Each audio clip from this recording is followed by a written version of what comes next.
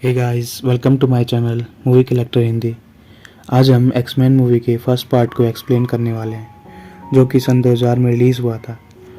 तो मूवी की शुरुआत में हमें पोलैंड के एक शहर में हिटलर का कंसंट्रेशन कैंप दिखाया जाता है, जिसमें बहुत सारे यहूदियों को ज़बरदस्ती कैदी बनाकर रखा गया था, जहां उन सभी का हॉलोकास्ट होना था।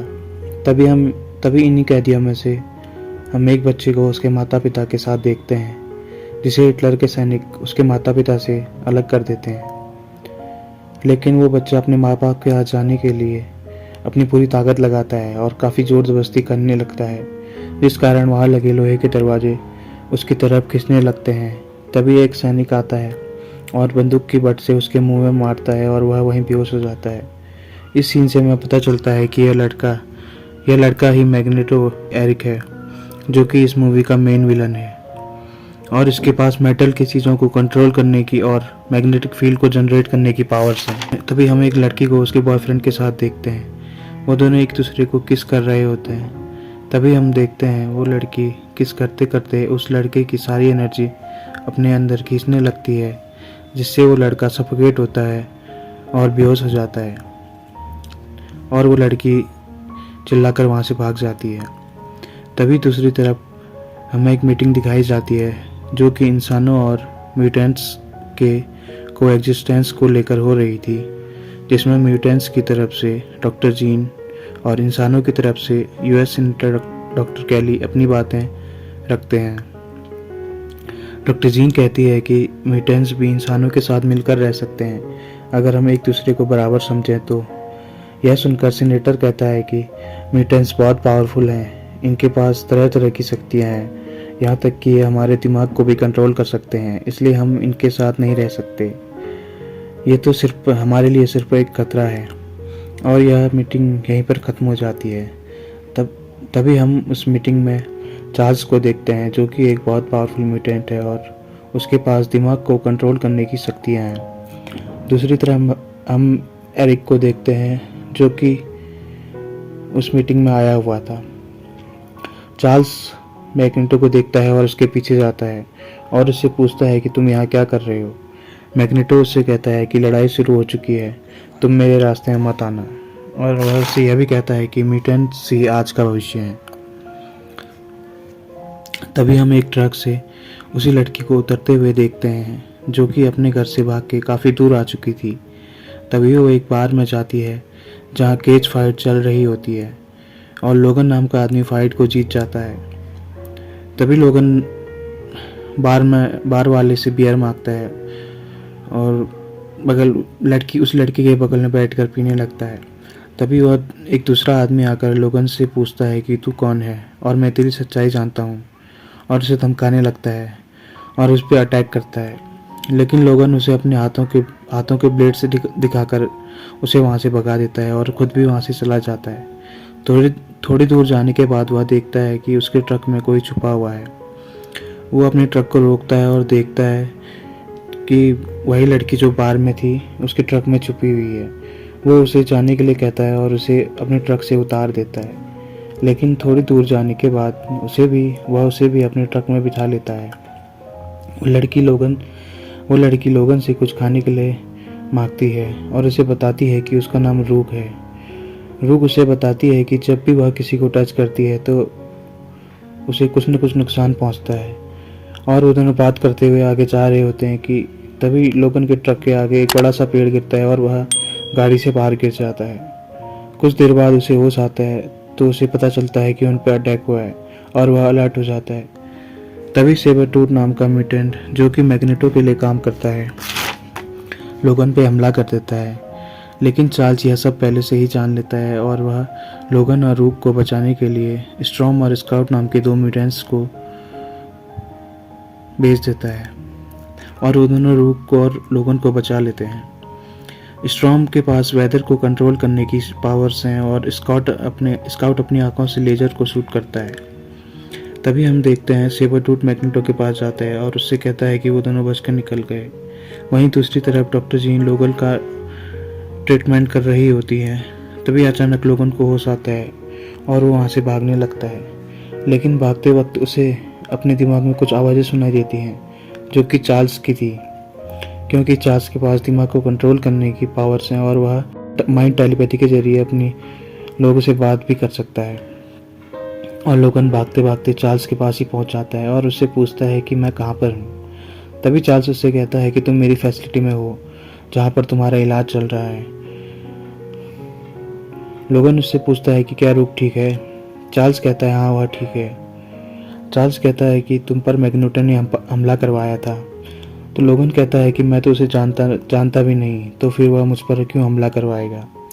तब चार्ल्स कहता है कि मैग्नेटो एक बहुत पावरफुल म्यूटेंट है और वह पावरफुल म्यूटेंट्स को इकट्ठा की टीम बनाकर इंसानों को मारना चाहता है, क्योंकि मैग्नेटो को भी इंसानों ने काफ़ी परेशान किया था।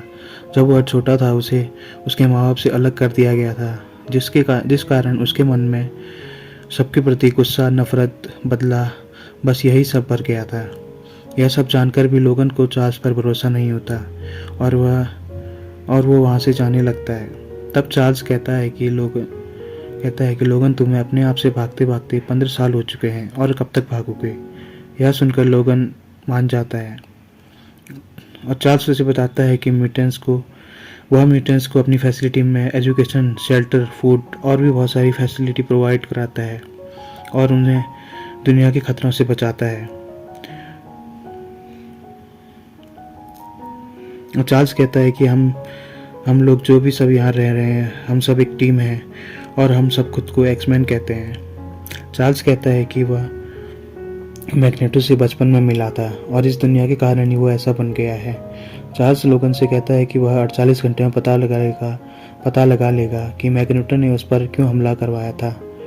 तभी हम सीनेटर को देखते हैं जो कि एक हेलीकॉप्टर में बैठता है और वह यूएन समिट में हिस्सा लेने जा रहा होता है, लेकिन मैग्नेटो के भेजे हुए म्यूटेंट्स उसे किडनैप करके उसके पास ले जाते हैं। तभी दूसरी तरफ डॉक्टर जीन लोगन को एग्जामिन करती हैं और उसे बताती हैं कि तुम्हारी बॉडी में बहुत ही रेयर मेटल एडमेंटियम डाला गया है। तो लोगन कहता है कि मुझे इस बारे में कुछ याद नहीं। वहीं दूसरी तरफ सीनेटर को मैग्नेटो के सामने देखते हैं। सीनेटर पूछता है कि तुम्हें मुझसे क्या चाहिए। तभी मैग्नेटो एक मशीन को एक्टिवेट करता है और उसमें अपनी पावर्स को डालता है, जिसके रेडिएशन से सीनेटर भी एक म्यूटेंट बन जाता है। तभी हम लोगन को देखते हैं जो डॉक्टर जीन से पूछता है कि तुम्हारे पास कौन सी पावर्स हैं। वो कहती हैं कि मेरे पास भी चार्ल्स की तरह माइंड को कंट्रोल करने की पावर्स हैं, लेकिन मैं उनकी जितनी पावरफुल नहीं हूँ। वहीं दूसरी तरफ हम देखते हैं कि लोगन को नाइटमेयर्स आ रहे होते हैं। तभी लोगन की आवाज़ सुनकर रूह उसकी तरफ भागकर जाती है, लेकिन अचानक नींद खुलने के कारण लोगन के हाथ की ब्लेड्स रूह के सीने के आर पार हो जाती हैं। लेकिन यहाँ पर रूह खुद को लोगन की एनर्जी को एब्जॉर्ब कर खुद को ठीक कर लेती है। वहीं हम सीनेटर को देखते हैं कि जो अब एक म्यूटेंट बन चुका था और वो वहाँ से भागने लगता है और भागते भागते वह समुद्र में गिर जाता है।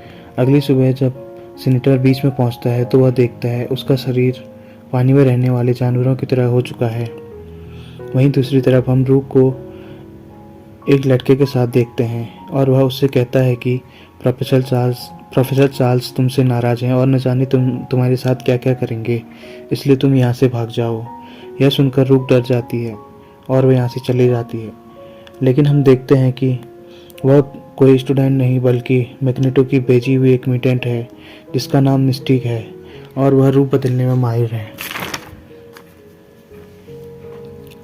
वहीं हम लोगन को देखते हैं जो चार्ल्स के पास जाता है और कहता है कि रूह यहाँ पर नहीं है। यह सुनकर चार्ल्स रूह को रोकने के लिए अपने सेरिब्रो का प्रयोग करता है। सेरिब्रो एक ऐसी मशीन है जिससे चार्ल्स अपनी पावर कई गुना तक बढ़ा सकता है। चार्ल्स रूह को देख लेता है और कहता है कि वह ठीक है। यह सुनकर लोगन उसे लेने के लिए चला जाता है। वहीं दूसरी तरफ मिस्टिक अपना रूप बदलकर सेरिब्रो में जाती है और बेहोशी की दवाई मिला देती है। लोगन रूह को ढूंढ लेता है और उससे बातें करने लगता है। तभी सेबर टूथ और लिजर्ड स्टॉर्म और स्काउट पे हमला कर देते हैं और दूसरी तरफ मैग्नेटो रूह और लोगन को पकड़ने के लिए बस में जाता है और उन पर अटैक करता है। तब लोगन उससे पूछता है कि तुम्हें मुझसे क्या चाहिए। तब मैग्नेटो उससे कहता है कि मुझे तुम नहीं बल्कि यह लड़की चाहिए। इतना कहकर वह रूक को वहाँ से लेकर जाने लगता है। तभी मैग्नेटो को रोकने के लिए वहाँ पर बहुत सारी पुलिस आती है, लेकिन मैग्नेटो उन्हीं की गन्स को उनके ऊपर ही तान देता है। लेकिन तभी हम देखते हैं कि चार्ल्स वहीं पर होता है और वह सेबरटूथ के माइंड को कंट्रोल करके चार्ल्स से कहता है कि इस लड़की को छोड़ दो। लेकिन मैग्नेटो कहता है कि इस लड़की को पाने के लिए तुम्हें पहले मुझे मारना होगा, और वह पुलिस वालों पर फायर कर देता है। इसलिए मजबूरन चार्ल्स को मैग्नेटो को छोड़ना पड़ता है और वह हेलीकॉप्टर लेके यहाँ से भाग जाता है। वहीं दूसरी तरफ हम सीनेटर कैली को देखते हैं, जो कि चार्ल्स के पास आता है और उससे अपना इलाज करने को कहता है। चार्ल्स जान लेता है कि सीनेटर के साथ यह मैग्नेटो ने किया है, और सभी लोग सीनेटर के बारे में बात कर रहे होते हैं कि यह सब मैग्नेटो ने उसके साथ कैसे किया। तभी चार्ल्स कहता है कि मैग्नेटो ने एक ऐसी मशीन बनाई है जिससे वो इंसानों को म्यूटेंट बना सकता है, लेकिन यह मशीन कितनी खतरनाक है यह उसे भी नहीं पता।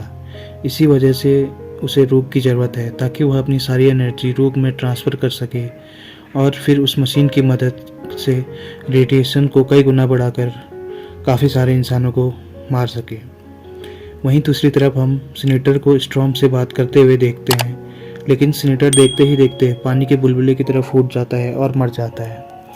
वहीं चार्ल्स कहता है कि हम सभी रूक को ढूंढेंगे और वह अपने सेरेब्रो का प्रयोग करने चाहता है, लेकिन जैसे ही वह अपने सेरेब्रो का प्रयोग करता है वह बेहोश हो जाता है, क्योंकि मिस्टिक ने पहले से ही वहाँ पर बेहोशी की दवा मिलाई हुई थी। और चार्ल्स को बेहोश देखकर तभी डॉक्टर जीन भी सेरेब्रो में जाती है और चार्ल्स को बेहोश देखकर उसका इलाज करती है। तभी हम देखते हैं कि डॉक्टर जीन दोबारा सेरेब्रो में जाती हैं और उसका प्रयोग करने लगती हैं, लेकिन उसका प्रयोग करने के कारण वह भी चक्कर खाकर गिर जाती है। वहीं हम मैग्नेटो को न्यूयॉर्क में यूएन समिट में जाते हुए देखते हैं, जहां वो अपनी मशीन का प्रयोग कर समिट में आए हुए लोगों को मारना चाहता था। हम रूक को उसके पास बधा हुआ देखते हैं। दूसरी तरफ की टीम को हम रूक को मैग्नेटो के चंगुल से छुड़ाने के लिए जाते हुए देखते हैं। वहीं मैग्नेटो जान लेता है कि एक्समैन आ चुके हैं, इसलिए वो सेबरटूथ से कहता है कि अब तुम ही मेरी रक्षा करोगे। दूसरी तरफ लोगन और सभी लोग उसी बिल्डिंग में एंटर करते हैं। तभी हम देखते हैं कि मिस्टिक वहाँ पर पहले से ही है और वह उन सबको रोकने की कोशिश करती है। वहीं दूसरी तरफ लिजर्ड भी जीन, स्टॉर्म और स्काउट पे हमला कर देता है। फिर उन सभी में ज़बरदस्त फाइट होती है जो काफ़ी देर तक चलती है। आखिरकार स्टॉर्म लिजर्ड को बिजली का झटका देकर मार देती है। वहीं मिस्टिक स्टॉर्म का रूप ले लेती है और लोगन के पास जाती है। लोगन यह पहचान लेता है कि यह मिस्टिक है और वह उसे मार देता है। फिर सभी रूक को मैग्नेटो से बचाने के लिए जाते हैं, लेकिन मैग्नेटो बड़ी चालाकी से उन्हें बंदी बना लेता है। दूसरी तरफ यूएन समिट स्टार्ट हो जाती है और मैग्नेटो रूक के पास जाता है। लोगन किसी तरह से अपने आप को छुड़ा लेता है। तभी वहाँ पर सेबरटूथ आता है और उनमें लड़ाई स्टार्ट हो जाती है। दूसरी तरफ मैग्नेटो रूक में अपनी सारी पावर्स ट्रांसफ़र करने लगता है। लोगन सेबरटूथ को मारकर सभी को वहाँ से छुड़ा लेता है। तभी डॉक्टर जीन अपनी पावर से लोगन को मैग्नेटो तक पहुँचाती है ताकि वह उस मशीन को डिस्ट्रॉय कर सके, लेकिन मैग्नेटो उसे अपनी पूरी ताकत से रोकने की कोशिश करता है।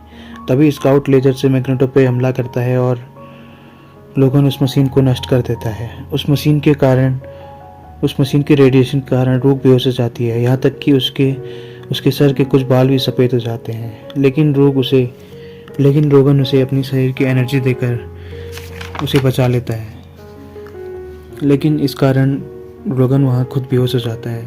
तभी हम देखते हैं कि मिस्टिक जिंदा होती है और वह पुलिस वाले का भेष लेकर वहाँ से भाग जाती है। मैग्नेटो को पुलिस वाले अरेस्ट कर लेते हैं और दूसरी तरफ चार्ल्स भी पूरी तरह ठीक हो जाता है। वहीं डॉक्टर जीन लोगन का इलाज कर रही होती है और उन्होंने बातें कर रहे होते हैं। डॉक्टर जीन कहती है कि तुमने काफ़ी अच्छा काम किया। जीन लोगन से कहती हैं कि रूक तुम्हें काफ़ी पसंद करती है, लेकिन लोगन जीन से कहता है कि उसका दिल किसी और के पास है। दरअसल उसका इशारा यहाँ पर डॉक्टर जीन की तरफ था। तभी हम डॉक्टर गैली को टीवी पे देखते हैं, जो कि मर चुका था। दरअसल वह डॉक्टर कैली नहीं, मिस्टीक है। के वक्त वह रूक से मिलता है और उसे अपना लॉकेट देकर यहाँ से चला जाता है। वहीं दूसरी तरफ मैग्नेटो को एक जेल में रखा होता है जो कि पूरी तरह प्लास्टिक या शीशे की बनी होती है ताकि वह यहाँ से भाग न सके। तभी चार्ल्स उससे मिलने आता है और मैग्नेटो उससे कहता है ये लोग मुझे हमेशा नहीं रोक सकते। तो चार्ल्स कहता है कि जब भी तुम कुछ गलत करोगे तो मैं हमेशा तुम्हें रोकूंगा। और इसी के साथ यह मूवी यहीं पे समाप्त हो जाती है।